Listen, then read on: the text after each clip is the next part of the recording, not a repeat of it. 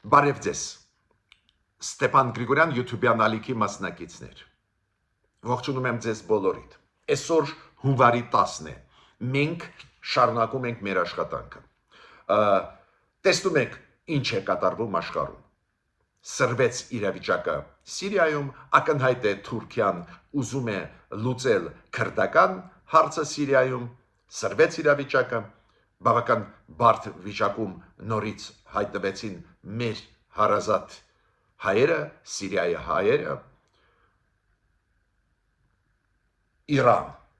մեր հարևան, ունենք ընդհանուր սահման, շատ լավ հարաբերություններ, բայց Իրանում հիմա բողոքի ակցիաների, հանրահավաքների ալիք է։ Դոնալդ Տրամպը արձագանքեց, եվրոպացիք արձագանքեցին, Իրանի բարձրագույն ղեկավարությունը հոգևոր առաջնորդը արձագանքեց, տեղը դրեց Դոնալդ Տրամպին, բայց մեծ լուրջ process է։ Մեծ լուրջ process է շարունակվում նաև Վենեսուելայի հետ։ Ու այդ ամբողջ process-ները բարդ այս կամ այն ձևով այնուամենայնիվ առնչվում են մեր շահերի հետ, Հայաստանի հետ, տարածաշրջանի հետ։ Դրա մասին մենք այսօր անպայման կխոսենք ու կխոսենք այն ուշագրավ հայտարարությանը, որը արեց Թուրքիայի արտգործնախարար պարոն Ֆիդանը, որը ասաց, որ Միացյալ Նահանգները ճնշում են Հայաստանը, որ Հայաստանը գնա խաղաղության ու միանշանակ աջակցում են Ադրբեջանի։ Շատ զարմանալի հայտարարություն է, անպայման մանրամասն պետք է ուսումնասիրեք, որտեղից է դա գալիս, ինչու արվեց այդ հայտարարությունը։ Դա կարևոր է մեր հասարակության համար, մեր պետության համար այդ վերլուծությունը ու մեր սփյուռքայության համար, որ մենք հասկանանք ինչ է կատարվում։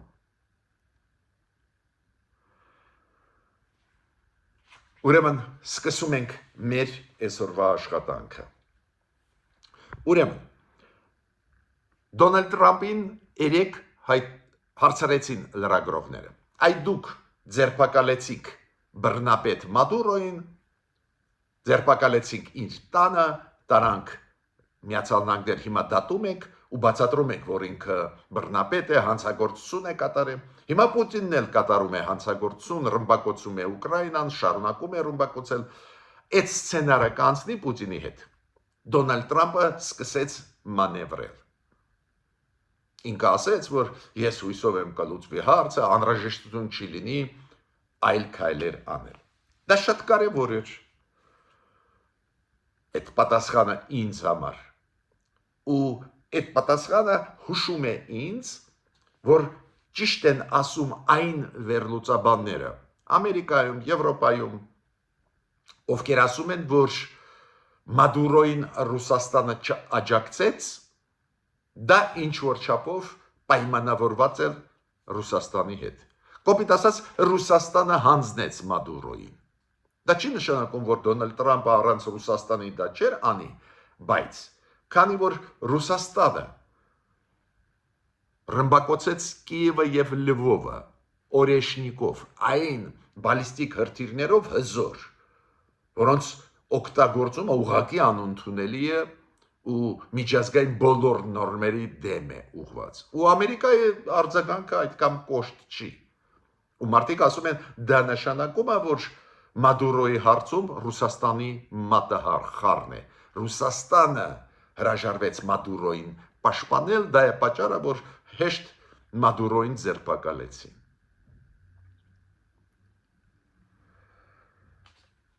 Ավելին, որտեղից մենք տեսնում ենք, որ շատ հավանական է, որ այդ ենթադրությունները մոտ են իրականության, որ Ռուսաստանը հերթական իր դաշնակցին հանձնեց, այս անգամ Մադուրոյին հանձնեց Դոնալդ Տրամպին։ Քանի որ Դոնալդ Տրամպը նաև ինչ հայտարարեց, որ ինքը ասում է, որ Վենեսուելայի ժամանակավոր կառավարությունը մեզ մատնեց, մեզ հանձնեց այն լցանավը, տանկերը, որը մենք երեք բռնեցինք Կարիբյան ծովում։ Դուք գիտեք, առաջի ռուսական լցանավը, որը ձերբակալվեց Միացյալ Նահանգների կողմից, եղել է 2 օր առաջ, Ատլանտյան օվկիանոսում։ Երկրորդը երեք, որը ձերբակալվեց Կարիբյան ծովի մեջ։ То есть նույնիսկ չհասցրեց այդ լցանավը դուրս գալ դեպի օվկիանոսներ։ Ու Դոնալդ Թրամփը ասում է, մենք շնորհակալ ենք Վենեսուելայի ժամանակավոր կառավարությանը, որը դա հանձնեց։ Դուք գիտեք, այդ ժամանակավոր կառավարությունը դա Մադուրոյի ամենա հավատարիմ մարդիկ են, նաև այդ թվում Ռոդրիգեսը այս ժամանակավոր նախագահան պրո-ռուսական կոշտ դիրքորոշում ունի, պրո-իրանական, պրո-ռուսական, ու իրանք մատնեցին։ Ասեցին, որ դա ռուսական լցանավ է, կարող եք ձերբակալել ամերիկացի։ Ինչից է դա գալիս։ Հենց գալիս է նրանից, որ Ռուսաստանը իրենց դավաճանեց, իրենց առաջնորդին Մադուրոին դավաճանեց, ու հիմա իրենց դժգոհությունը այս ձևի արտահայտում են, հանձնում են ռուսական լցանավերը ամերիկացիներին։ Ես դա հատուկ դրա վրա ուզում եմ ձեր ուշադրությունը դարձնել։ Ռուսաստանը Արեշնիկով հարվածեց այս բալիստիկ հրթիռներով հարվածեց Լվովը, Կիևը, ամերիկացիներից ոչ մի արձագանք չկա, ոչ մի քննադատություն, ավելին Ռուսաստանը 3 առաջի անգամ է այս նվազագույնը 1 տարվա մեջ առաջի անգամ է, որ ռմբակոծեցին, հարված հասցրեցին այն նավերին, որոնք տեղափոխում են ծորենը Սև ծովով։ Նույնիսկ այս պայմանավորվածությունները խախտում է Ռուսաստանը, բայց Միացյալ Նահանգները ոչ մի բան չեն ասում, ու դրանից է գալիս այդ ենթադրությունը, վերլուծությունը հայտնի փորձագետների կողմից, ովքեր ասում են, որ Ռուսաստանի հետ կապված, որ աչքերը փակում է Դոնալդ Թրամփը այս վերջի 2 օրվա դաժան քայլերը Ռուսաստանի, հենց կապված է նրա հետ, որ Ռուսաստանը դավաճանեց Մադուրոին, չպաշտպանեց Մադուրոին, հանձնեց Մադուրոին Դոնալդ Թրամփին։ Ես պետք է ասեմ, որ Ուկրաինան հիմա ՄԱԿ-ի անվտանգության խորհրդի նիստ է պահանջում, որ այս բալիստիկ հրթիռների հարվածները Լվովի եւ Կիևի վրա որ քննարկվի, բայց ինչ եզրակացության մենք պետք է գանք, որ իրոք մենք ճիշտ էինք, երբ որ մենք ձեզ հետ քննարկում ենք Ստեփան Գրիգորյան YouTube-յան ալիքի շրջանակներում այն բանը 3 տարի առաջ, 5 տարի առաջ, որ Ռուսաստանը անվստահելի պարտներ է։ Հիշում եք, մենք խոսել ենք դրա մասին։ Ինքը իր հարցերը լուծում է ոնց, հանձնում է իր դաշնակիցներին։ Ու այսօր ես մի շատ կարևոր օրինակ բերեմ վերլուծական հոդվածից, որը Պոլիտիկոյում էր տպվել։ Երեկվա հոդվածը, որը տպված էր Washington Post-ում, ես ձեզ ներկայացրեցի, ամենաճանաչված թերթերից աշխարհով մեկ, ամենաճանաչված անալիտիկ կենտրոնների կողմից, ու իրանք էլ նույնը ասում են, ինչ ես ասում եմ 5 տարի առաջ, 3 տարի առաջ, որ անվստահելի պարտներն է Ռուսաստանը, միակողմանի են այդ հարաբերությունները, ու այդ հոդվածում Պոլիտիկոյում հենց դա է գրված, որ Ռուսաստան-Իրան, Ռուսաստան-Վենեսուելա, Ռուսաստան-Հայաստան, Ռուսաստան-Սիրիա հարաբերությունները միակողմանի են, երբ որ Ռուսաստանին պետք էր այդ դաշնակիցներ էին, Հայաստանը, Սիրիան, Իրանը, Վենեսուելան, իդեմս Մադուրոյի, երբ որ եկավ ժամանակը իրանց աջակցել, Ռուսաստանը հանձնեց։ Դա շատ ուշագրավ հոդվածներ են։ Այդ կարծես թե փակված են մեր խնդիրները Ադրբեջանի հետ, կարծես թե, բայց տեսակ իրանք վերադառնում են, իրանք ասում են, «Էս ոնց էր, երբ որ Ղարաբաղի հայերին հանում էին ռուս խաղաղապանները չշարժվեցին, հանում էին հայրենիքից, ռուս խաղաղապանները չշարժվեցին։ Այդ ոնց է Մադուրոին ձերբակալեցին, ինչ ուզեցան արեցին, միայն կուբացիները փորձեցին պաշտպանել, բայց ումա համար գաղտնիք, որ նույն Վենեսուելային ռուսական ռազմական ներկայությունը կա, սպաներ կան, ինչի մասին է խոսքը։ Ուրեմն ինչ եմ ուզում ասել, մենք ձեզ հետ ճիշտ ենք վերլուծում, որ Ռուսաստանի վրա հույս դնելը անհնար է, ու հանցանք են կատարում այն պրոռուսական ուժերը Հայաստանում, որ անընդհատ ասում են պետք է վերադառնանք Ռուսաստանին։ Փաստորեն իրանք ուզում են, որ մյուս անգամ էլ մեզ դավաճանի Ռուսաստանը ու ելի մենք տարածքային կորուստներ ունենանք։ Հիմա Իրանի մասին։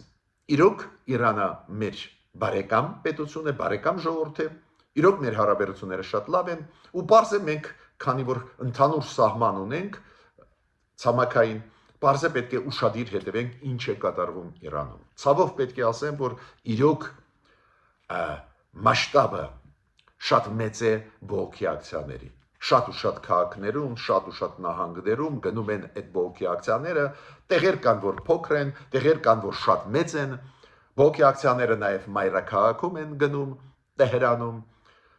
ու այն հաղորդագրությունը, որը տալիս է պաշտոնական Տեհրանը, նույնիսկ այդ հաղորդագրություններից երևում է, որ լուրջ է վիճակը, պաշտոնական Տեհրանը ներկայացնում է թվեր, նաև զոհված ոստիկանների թվերը, նաև զոհված քաղաքացիների թվերը, նաև խոսում է ինչ որ ահաբեկչական խմբերի մասին, որոնք ներմուծված են Իրան, բայց այդ թվերից էլ երևում է, որ կան մեծ թվով զոհեր, կան լուրջ խնդիրներ, քանդված, թալանված բանկեր, խանութներ, պետական առանձին ինստիտուտներ գրավված, ուրեմն լուրջ է այնտեղ վիճակը։ Իրանը անջատեց ինտերնետը, մի քիչ դժվար է բազմակողմանի ամբողջությամբ վերլուծել, բայց Դոնալդ Տրամպը առաջի անգամը չէ, որ այդ բողոքների հետ կապված անում է հայտարարություն, որ եթե սպանվեն մարդիկ, Դոնալդ Տրամպը կմիջամտի, եթե կրակեն Իրանի ժողովրդի վրա իշխանությունները Իրանի, մենք կրակենք, ինքը ասում է Իրանի իշխանությունների վրա, այս վերջի հայտարարությունը երեկվա բավական կոշտ է Դոնալդ Տրամպի։ Այո, բողոքի ակցիաները սկսվեցին անցած տարվա դեկտեմբերի 29-ին 30-ին, ինչից սկսվեցին, երբ որ արժեքազրկվեց կտրուկ ռեալը, տարադրամը Իրանի, փողը Իրանի, ռեալը, իրանական ռեալը։ Ու պարզ է, որ այդ մեծ դժգոհություն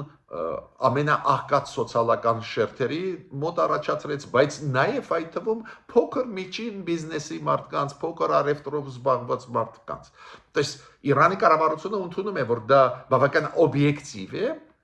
բայց դուք գիտեք, երբ որ սկսվում են բողոքի ակցիաներ, պարզ է նաև քաղաքական հարցեր առաջ են գալիս։ Հետո շախ, Իրանի շախի տղեն, որ ապրում է, ինչքան գիտեմ, Միացյալ Նահանգներում, ինքը կոչով հանդես եկավ բողոքական այդ ցուցարարների առջև ու ասեց, որ պետք է իշխանությունը փոխել Իրանում, ու քաղաքական բաղադրիչը պարզա նաև ստեղ հիմա շատ ուժեղ է, բողոքները մեծ են, ուրեմն եւ Դոնալդ Տրամպը երեք ելույթ ունեցավ ու ասեց, որ մենք ուժ կկիրառենք, կկրակենք այս իշխանությունների վրա, եթե կրակեն Իրանի ժողովրդի վրա, եվրոպական 3 առաջատար երկրների Մեծ Բրիտանիա, Գերմանիա, Ֆրանսիա արեցին համատեղ հայտարարություն, դատապարտեցին կրակոցները ժողովրդի վրա ուղված, Իրանի իշխանությունները ասում են ոչ, դա ժողովրդի դեմ կրակոցներ չէին, այ ահաբեկչական խմբերի, եվրոպացիք ասում են չէ, այդ ցուցարարներն էին։ Հիմա, քանի որ ինտերնետ չկա, դժվար է նյութեր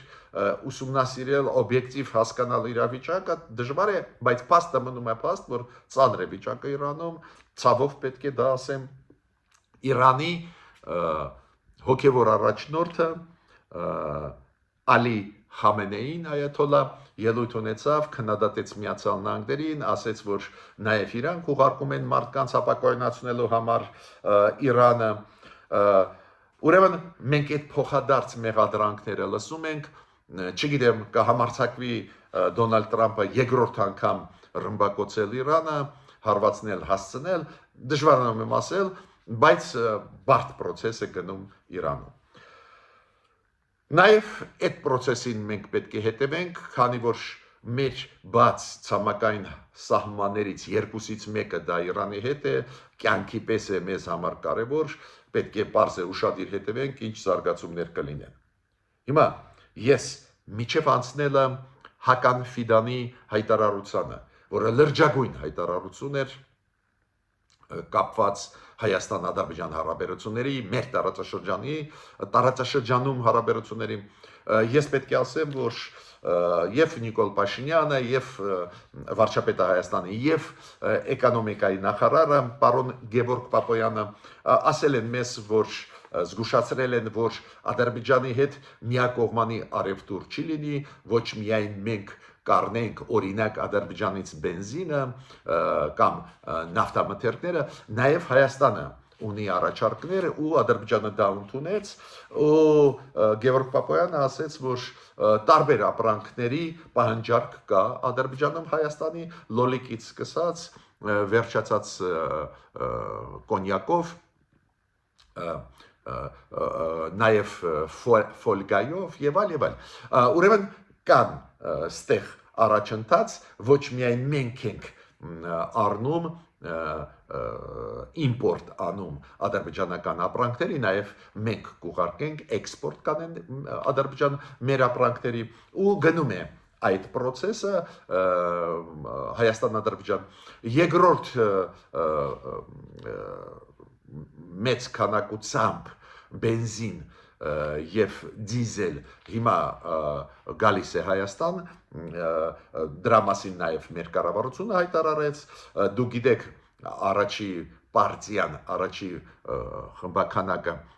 բենզինի եկավ այդ բենզինը պրեմիում կլասի բենզին էր, որը բավական արագ վաճառվեց Հայաստանի շուկայում, գները 80-90 դրամով ավելի ցածր էին այն բենզինի գներից, որը ծախվում է Հայաստանում, պարզ է միանշանակ դա ձեռնտու է Հայաստանի, քանի որ գների անկումը հենց բենզինի վրա կազդեն գներին այլ ապրանքների վրա միանշանակ դա դրական է, ես ողջունել եմ, ինչքան էլ ինչ որ մարդիկ ուզում են բոյկոտել, անիմաստ է դա հիմա անել, այս ալեկոծվող աշխարհում ամեն մի հնարավորություն պետք է օգտագործել պահելու համար երկիրը գները իջացնելու համար երկրի ներսում հիմա այս նոր խմբականակը նավթամթերքների որոնք գալիս են Հայաստան ստեղ եւ պրեմիում եւ ռեգուլյար բենզին կլինի եւ ամենակարևորը կլինի դիզել, որը շատ կարևոր է մեր գյուղատնտեսական աշխատանքների համար, տրակտորները աշխատում են հենց դիզելի վրա ու բեռնատար մեքենաները նաև աշխատում են ու պարզ է որ ավելի ցածր գներով մոտավորապես 20%-ով ավելի ցածր գներով եկած բենզինը եւ դիզելը դա մեծ դրական էֆեկտ կտա Նորից կրկնում եմ, այդ հարցը ցավոտ են շատերը ընդունում, ասում են ինչու պետք է Ադրբեջանից առնենք եւ այլ, բայց դուք տեսնում եք ինչ է կատարվում աշխարհում, ինչ ալեկոծվող աշխարհ է։ Երեք Դոնալդ Թրամփը նույն Դոնալդ Թրամփը ասում էր, որ Կոլումբիայի նախագահին մոտ օրերս Մադուրոյի պես կձերբակալենք, կբերենք Միացյալ Նահանգներ, բայց Կոլումբիայի նախագահն արձագանքեց ու դա բերեց նրան, որ Դոնալդ Թրամփը իրան հրավիրեց Վաշինգտոն ու ասաց, այո, դու ճիշտ արձագանքեցին, ալի նստենք խոսենք։ Ուրեմն այս ձևի աշխարհում դու էլ պետք է սովորես մի քիչ ճկուն լինես։ Ու հիմա անցնում եմ ամենակարևոր հարցի։ Պարոն Ֆիդանը, Թուրքիայի արտգործնախարարը, արեց լրջագույն հայտարարություն այսօր։ Մենք պարտավոր ենք ուսումնասիրեն հասկանալ ինչ էր ուզում ասել այդ մարդը։ Ինքը ասեց, որ Միացյալ Նահանգները մեծ տեղ են տալիս Ադրբեջանին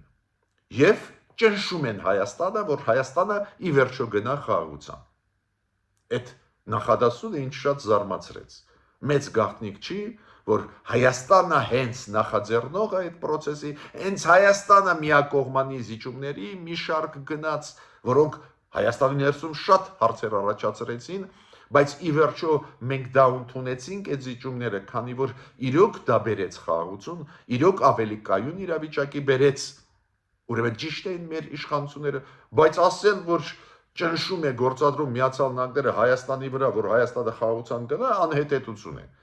Հայաստանը նախաձեռնեց այս process-ը, խաղաղության խաչմերուկ, Ադրբեջանի հետ այդ process-ը բանակցային եւ այլ, ես չեմ ուզում նսեմացնել Ադրբեջանի դերը այդ process-ում, առանց Ադրբեջանի համաձայնության ոչ մի բան էլ չէր ստացվի, բայց այն որ հենց Հայաստանը ակտիվ էր այդ process-ում միանշանակ է։ Ուրեմն ինչ է նշանակում, որ Միացյալ Նահանգները ճնշում են Հայաստանին, որ Հայաստանը խաղաղության գնա, Ադրբեջանին ողջունում են, քանի որ Ադրբեջանը իսկական խաղաղություն է ուզում։ Այս դեպի բան չկա, ես պնդում եմ, քանի որ ես շատ եմ շփվում եւ դիվանագետների հետ, եւ փորձագետների հետ, տարբեր երկրների, նաեւ Միացյալ Նահանգների, ու այս դեպի բան ընդհանրապես չեմ լսել։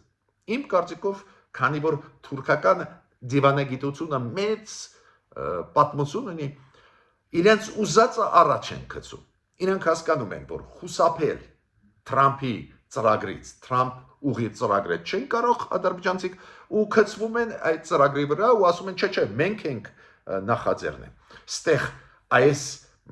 նուրբությունը մենք պետք է հասկանանք, որ Հական Ֆիդանը ասեց, որ Միացյալ Նահանգները շատ են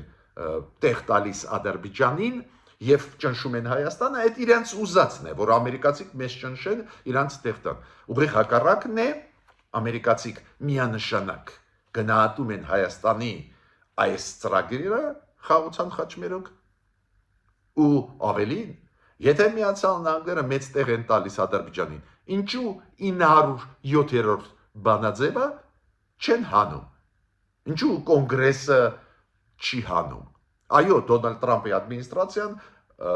իրենց պատգամավորների հանրապետականների միջոցով մտավ կոնգրես նախագծով, որ 907-րդ բանաձևը ընդունված դեր 1992 թվի, որը սահմանափակում է Միացյալ Նահանգների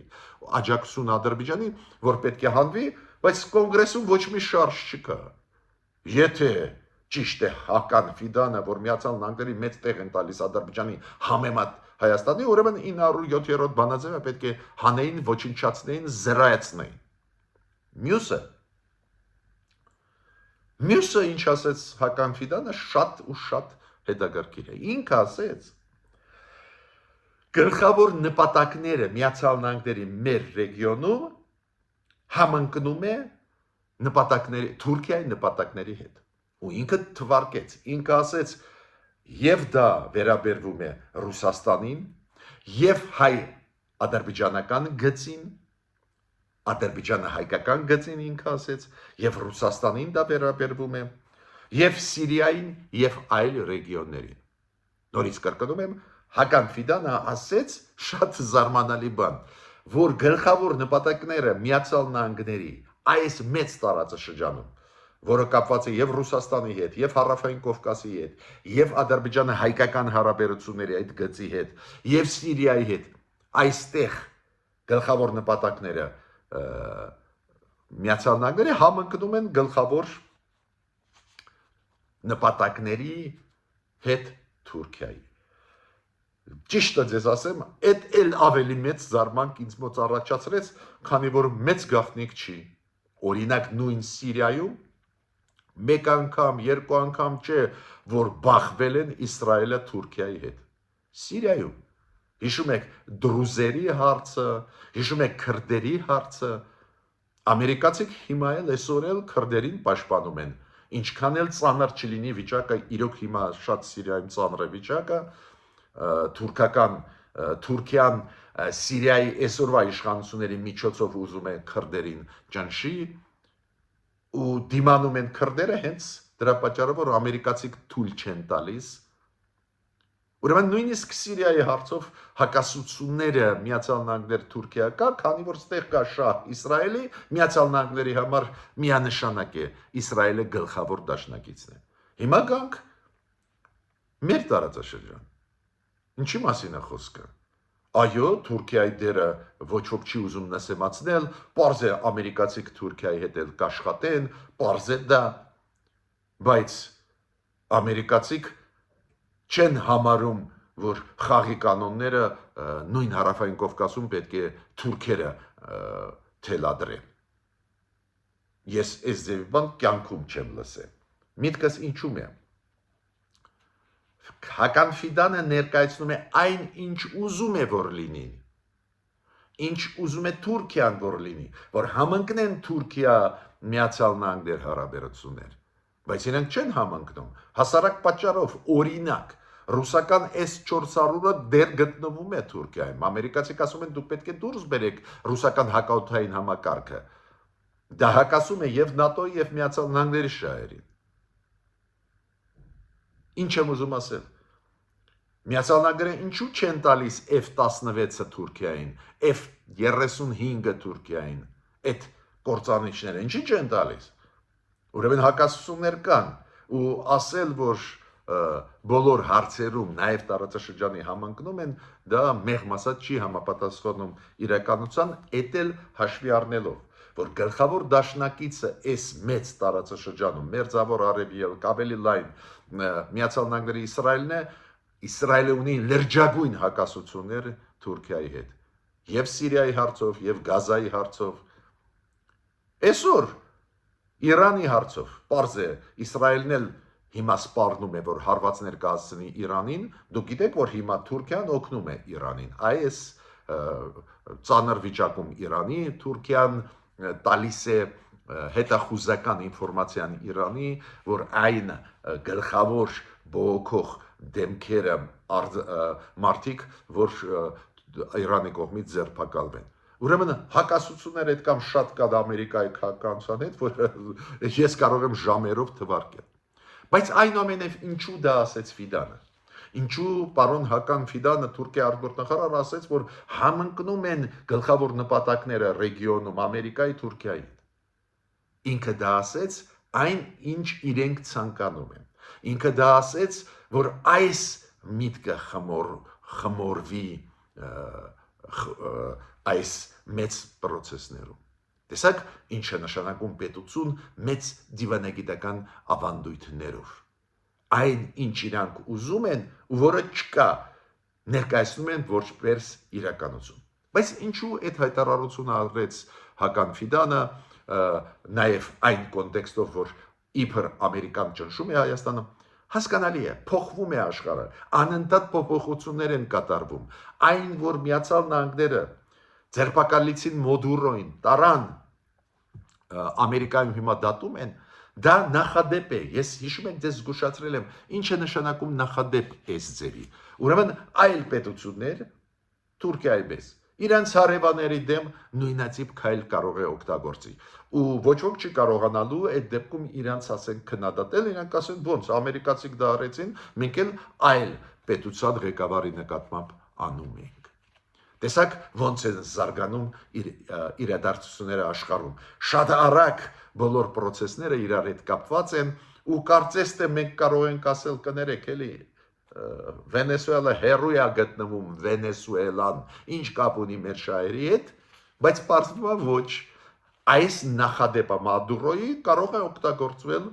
մեր տարածաշրջանում ինչ որ երկրի կողմից, ինչ որ այլ երկրի դեմ ուղղված։ Ես ավարտեցի իմ այսօրվա ելույթը, միջ նոր հանդիպումներ։